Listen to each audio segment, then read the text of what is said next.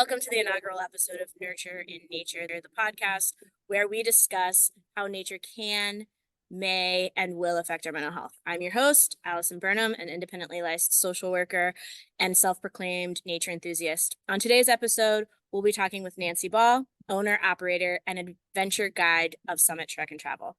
Welcome, Nancy. Hi, Allison. Thanks for inviting me. Oh, my absolute pleasure. Why don't we start with you just telling us a little bit about who you are, kind of why, this is a good first episode, good first interview. Sure. Well, I should first of all say I'm totally an outdoors woman. I grew up on a farm in rural Ohio, and I pretty much lived my whole life outside, especially as a kid growing up. And during that time, I really fell in love with trees, among other things.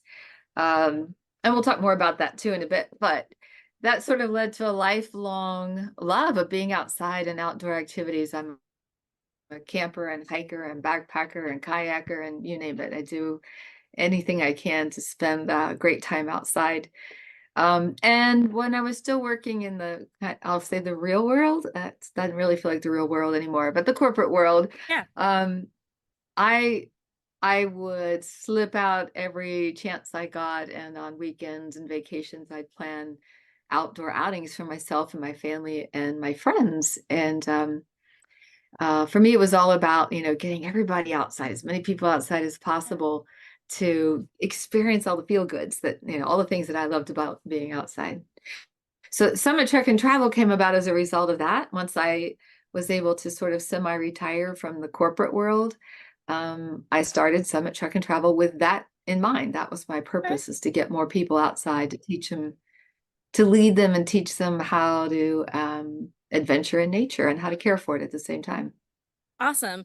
So you started out in the corporate world and you just kind of mentioned that one of the things that you wanted to do while you were in that space is in your off time, get people out as much as you could to use your term, to feel the feel goods. Explain to me what you mean by that statement.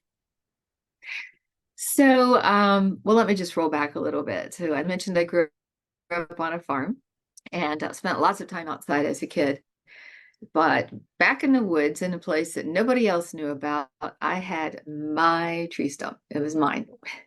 And whenever I felt sad or was bothered by something or just wanted to escape the chaos of three younger brothers, or anything that was bothering me, I would slip away to my secret spot, my very own tree stump, and that became like my sit spot. And I would sit there and just sit there silently and without moving, just looking up at the trees where I could see glimpses of the sky between the leaves and the branches, and I could just feel whatever tension, whatever I was feeling that was not happy would just drain away, and it would be replaced with this sense of peace and awe and wonderment, and it would make me feel whole again. Okay, And yeah. so that was a lot of what was behind, as I grew into an adult, and I didn't have the same chaos of three younger brothers in the house anymore, but there's plenty of other ways to create chaos or experience chaos as an adult, and stressors and what have you. Absolutely. And I continued to find that when I got to be outside, especially in the trees, it would drain away. And I even named it, even when I was a kid, I called it tree aura. I felt like it was a tangible thing that the trees gave me, something physical that they gave me, I got from them. Yeah. And I named it tree aura because I didn't know what else to call it. Sure. So that So terminology that you kind of gave on your own, true aura, that has kind of bled into what you're doing today, then it sounds like. absolutely. Yeah. Yeah. So I have a backpacking school for women, and that got started. I'm a backpacker, and I especially love long backpacking trips, like 100 miles, 200 miles, which keeps me out in the woods for 10, 12, 14 days at a Yeah. stretch. Um, And I feel really good when I come back from that. And I was on my way home from one of those 100-mile trips with just overflowing with triara.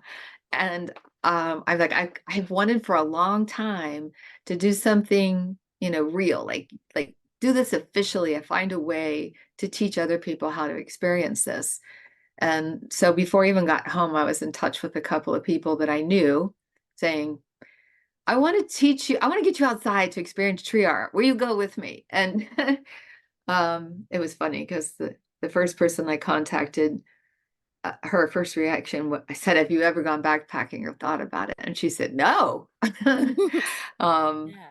But then she asked me why I'm asking. And I started going on about triara and learning what you can do and feeling strong, all this stuff. And she said, you had me at triara. So Yeah. that was the beginning of backpacking school. And it's also why, like, I have a meetup where I take people out on, I just got, in fact, I'm dressed right now. We just returned from a hike about a half an hour ago. We did a wildflower walk at the nature center. But yeah, it was interestingly, I thought that what I wanted to do was teach people how to hike and backpack. Hmm. And in the midst of doing it, what I realized was really important was just teaching people how to be outside and um, having them get the feels and experience what that does to your body, mind, and soul. I mean, it's an Absolutely. Yeah. emotional boost no matter where you are. Yeah, for sure. So I could imagine that when you were first starting out, there were probably some people that you approached who were like, Triora, that sounds pretty like hippy dippy woo woo out there. Did you experience any of Yeah, that? I did. I mean, you see people just kind of smile. Um, I'm sorry, repeat the question. I got So lost. I was just wondering, like, Oh, yeah, oh, yeah. But people think it's kind of woo woo. yeah, Yeah, the kind of woo woo, like hippy dippiness of it. yeah. Nobody actually used those words, but you could tell they were like, well, yeah, I like to go backpacking. It was more focused on the the technical side of how you backpack and whether you need trekking poles to hike and all that sort of thing, but it doesn't take more than 1 2 mile hike and people start to get it. You can't help it. You feel it. Yeah. Is there a time that comes to mind for you, maybe somebody who did kind of come with that apprehension and was a little bit like, oh, I don't know about this, where you were able to see like or you were told afterwards like a real connection and a real like decompress, and you really felt that they truly for the first time felt that tree aura? Yes. Actually, what I'm thinking of right now is the same person I was just mentioning who said backpacking. No, but why are you asking? Because she did join that backpacking class and she had never even slept in a tent before. Wow. She did, yeah, she did do some hiking, but she didn't consider herself, a real outdoors woman. And after 4 months of a 4-day backpacking trip at Savage Gulf, Tennessee, that included a kind of a tough hike out to a waterfall. And I will never forget her standing there on the edge of that waterfall with tears dripping off her face. It makes me emotional to think about it. Yeah. And I mean, she just thanked me. We've become very close friends. We were pretty much just work acquaintances prior to this. We've become very close friends, and she's told me so many times since then about how much, and she uses the phrase triara now too, that how much she needs that and what a life changer that was for her. Yeah. Wow. That's awesome. So yeah, yeah, she was Very very, very skeptical of the whole thing at the beginning. sure, sure. So one of the big concerns in the outdoor world is conservation, obviously.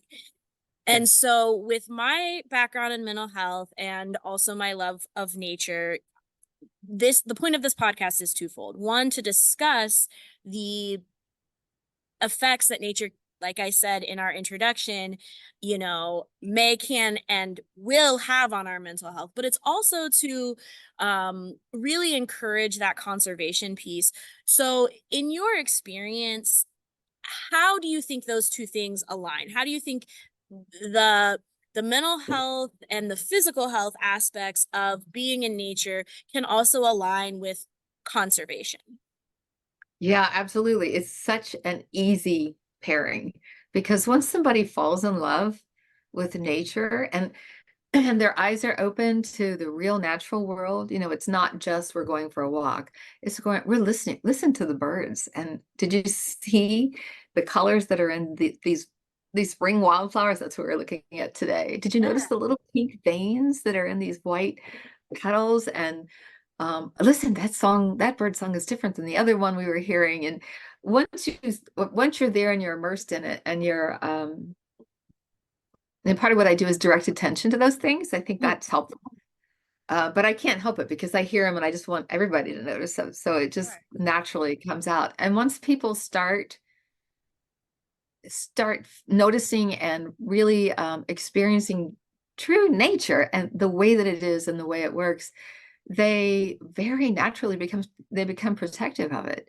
So then they're not only very receptive to ideas about ways that we can protect it, they're much more receptive, after they've gone out and experienced a little bit of this. And then I start to share with them some of the leave no trace principles. Mm, Their reaction is very much like, oh, I never thought of that. I'm gonna be more careful with that. Whereas if you just come at somebody who's out for a walk and they're not really tuned in and say, hey, let me tell you about leave no trace because there's a better way to do it. They're just like, yeah, well, it's just me one, they don't see it as a big deal. But yeah. once you started to fall in love with the trees and the tree aura and the everything else that's out there, the bird song, the sun dappled trails, all of it, they naturally become protective of it. And they tend to change their habits and they're much more receptive to suggestions about how we can do things better, which is great.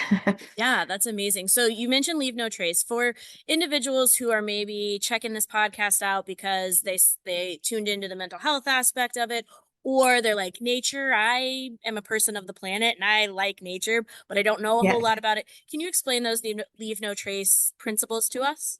sure, absolutely. There are 7 leave no trace principles, and they are all about, I mean, the goal is as close as you can, literally passing through nature without leaving any evidence that you've been there. Mm-hmm. So the first principle is to plan ahead so that you're prepared for what you're going to encounter and you don't end up having to make decisions um, that might be harmful to the environment. For instance, you didn't bring a map, so now you're lost and now you're bushwhacking, Mm, trampling on wildflowers and damaging, fragile plants because you've lost the trail. Um, that's one example of preparing and planning ahead. The second one is to always travel and camp on durable surfaces. So if mm, there's a trail, you stay on the trail. Like one of the things, and I love seeing this. This is one of the ways I've watched people change. There's a natural tendency if the trail is muddy, people want to get off on the sides and yeah. walk on. Yeah. But once they've had a chance to start falling in love with nature and get full of triara, and you say, it's really a lot better for the trail if we just tromp down the middle. You can always wash your shoes later. But the problem is when we walk on the sides, it keeps widening the trail, it creates erosion, it tramples fragile flowers and they start to care about it. And now they no longer say, I've noticed people that I hike with who started hiking with me a few years ago. Now they tromp right through the mud with me, and I love that. um, Number 3, the third principle is to manage waste properly. Mm, And, at its basic, um, simplest form, that means carrying everything out that you carry in with you. Don't litter, don't drop.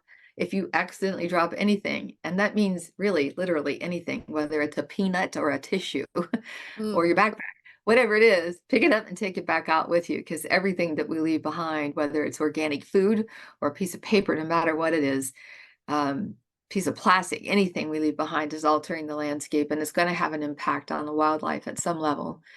Number, yeah. yeah, Sorry, I just on that yeah, one, I've heard there's like a trail joke, right? About like the casual backpacker, the hiker, the through hiker. Do you know that joke? Can you share I that with do. us? Yeah. So the casual hiker if they spill their trail mix on the ground, they'll just leave it because some squirrel's going to eat it anyway. A backpacker, if they spill their trail mix on the ground, they're going to pick it back up and they're going to eat it themselves because they're pretty hungry. A through hiker, which is somebody who does long distance hiking, if they find somebody else's trail mix on the trail, they're going to pick it up and eat it. So yeah. Yeah, so aligns exactly with that principle. Right, it does. Yeah, it does. How much is driven by stewardship for the earth and how much is driven by hunger? That part's up for debate, but it works regardless. Yeah. So that was principle, the third one. The fourth one is to leave what you find. So take all the pictures you want, but leave everything there. And I have a beautiful example of a change of heart on this. I was on a trail hiking with someone who had been hiking, but they hadn't really been, really tuned into nature yet. And there was a beautiful blue feather lying on the trail. I don't know if it was probably from a woodpecker, or I mean, not a woodpecker, a blue jay, but I don't know for sure. Anyway, this person picked it up and said, "Oh, this is beautiful. I'm going to put this with my feather collection. I have them in the door of my car." And before I could even react, somebody else in the group said, "I think that's against leave no trace principles." And of course, the person who picked up the feather was a little defensive, like, "Well, it's just one feather. I mean, it's dry, And so I said to her, the way I've heard it explained by somebody else I thought made sense was if you pick something up off the trail that was beautiful like that, you're stealing somebody else's wow. So if you take it and keep it to yourself, then nobody else who passes this way will have the opportunity to experience the same pleasure that you just got to experience seeing it." And she was like, "Oh." And the rest of the hike, she carried that feather around with her. But just before we left the trail, she said, "I think I'm going to leave it right here." And she put it in Wow. the tree. And I almost cried. Yeah, that's so beautiful. It was really nice. And then principle number 5 has to do with if you're camping, managing campfires properly so that your whatever kind of campfire you have, you're having the lowest impact possible. We all love campfires, Yeah, we all absolutely. it's part of the ambiance when you're out there camping, but there are good ways and not such good ways of doing that. So that's a big one. Number 6 is to respect wildlife. And that means you shouldn't do anything that changes an animal's behavior. So even if they notice you've already oops, stepped into it a little bit. So you need to keep enough distance from them that they don't even twitch an ear in your presence. And again, the whole thing about food, it's really bad when wildlife gets a taste of human food. It's not good for them. It's not part of their natural diet. It can change their foraging habits. It can make them dangerous to us because they start to see people as a food source. So for all those things. And then the very last one is to be courteous to other people who are enjoying the trail. So that means don't be obnoxious with your loud music. Sure. Try to keep your voices down. Don't be like a big rowdy group running through. Don't crowd people in campsites, things like that. Just make sure that you leave space for other people to get as much enjoyment out of it as you are. So those are the 7 leave no trace principles. That's awesome. Thank you so much for explaining those to us. Yeah. So kind of wrapping it up and kind of circling back to the thought of, nature, mental health, and conservation. When you are maybe starting, as you said, your backpacking classes and it's on this onset, what principles, in addition to maybe the leave no trace principles, but what kind of uh ideals do you try to impart on individuals who are just starting to kind of understand how nature can be such a huge benefit to their mental health? Um, Trying to think how best to answer that. What I'd have to say is I do that covertly rather than overtly.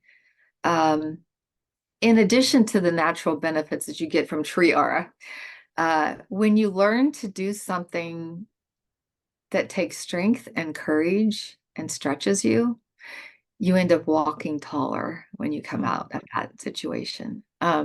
Again, watching my friend hike to that waterfall and then stand there with tears dripping off her chin because she was so moved, Yeah. not only by the beauty of what she was seeing, but by the fact that she did something she never thought she could do. She almost didn't do that hike because she thought Mm. was beyond her ability. And so one of the things that I did to help her experience it, I did this literally. It's a rough hike because it's very rocky and it's very steep. I walked it backwards so Oh. that I could face her and say, put your trekking pole here. Mm. Great. Good job. You're solid. Put your left foot over here. You got it. Put your right pole over here now. You all right, you're good. You're good. No, just take a little step. And for about 3/4 of a mile down this challenging path. Again, when we got to the bottom, she was very scared when she was doing it. And she got to the bottom, she just threw her arms around me. And then we were really close to the waterfall and she got to see the waterfall. I mean, it was a really powerful experience for both of us. Um, so I try to make it all very doable for people and I Mhm. will modify, I'll walk backwards. Yeah. I'll do whatever it takes so that people get a chance to accomplish something they didn't think they could do and to watch them. Um, I mean, their confidence grows. They they become better risk takers because they've done something they never thought they could do. And now they're brave enough to try something else. And they're also just they're emotionally stronger. They have more sense of their own self-determination. I don't have the right words maybe to explain all this, but again, I've said before that at the end of the class, the students all come out literally and figuratively walking taller. They're stronger physically, emotionally, and they're braver. And it's a beautiful thing to watch. Yeah, I'm sure. I can only imagine. So, to end our conversation, I want to just thank you for all of the knowledge that you've imparted on us. And throughout this whole conversation, what I truly hear you saying is that, we as human beings have an innate relationship and connection to nature. You started this conversation by telling us about how you didn't necessarily have the language for it as a child, but you created that language, that term triora. And then you just felt this need to share that with everyone, which I think is absolutely beautiful. And I really think it does come full circle with the conservation, as you're teaching these individuals who have maybe, as you said, never done more than just like a walk in nature, never really immersed themselves, to teach them how to be good stewards of our world. It's amazing. And I really appreciate your time. Is there any last parting words that you would like to leave the podcast with, or anything you'd like to plug before we sign off? Well, I want to know when you and I are going to go backpacking again. How about that? That's fair. Well, as you know, I've got a lot on my plate right now. True. Yeah, we'll give you till April. We'll wait till later in the year at least. I Fair know enough. you're Fair pretty enough. busy right now. Yeah, no, that was somewhat in jest, but seriously, I am looking forward to us getting to go backpacking or just even go for a hike together again. I guess I would just leave it with, if you are already a hiker or a person who gets outdoors, invite people to go with you and help them experience this. And if you haven't already, I mean, I know some people who hike who are like, it's all about let's just get there as fast as we can. And, it's about the exercise, which that's a good thing too. But I would strongly encourage you to, do what I did. Go find a sit spot and take the time to really soak it all in. Um, absorb it into your soul. As you said, Allison, if you watch children, you will know that we were meant to be outside. Kids totally respond to being outside. They want to be outside. We give them the slightest chance to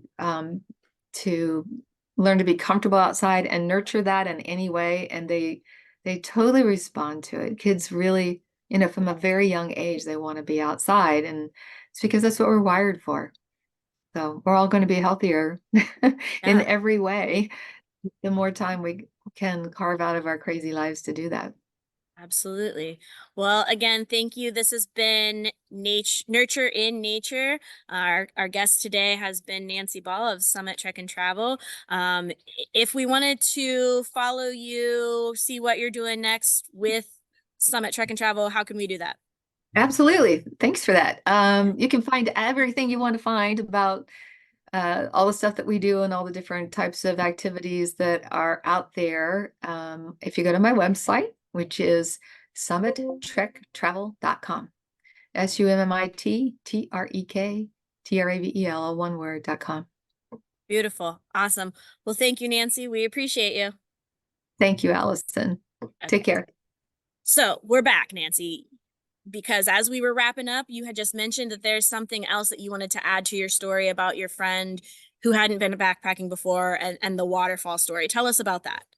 Great. So, yeah, the one really key piece of information about my friend is that at the time that I contacted her to say, hey, you ever thought about backpacking? I didn't know it even because we weren't close enough friends at that time, but her husband had died just a few months before that. And so she was in a place of grief and Mm, trying to figure out what her life was going to be like now and of all kinds of uncertainties about, what this meant for her future and, all those things.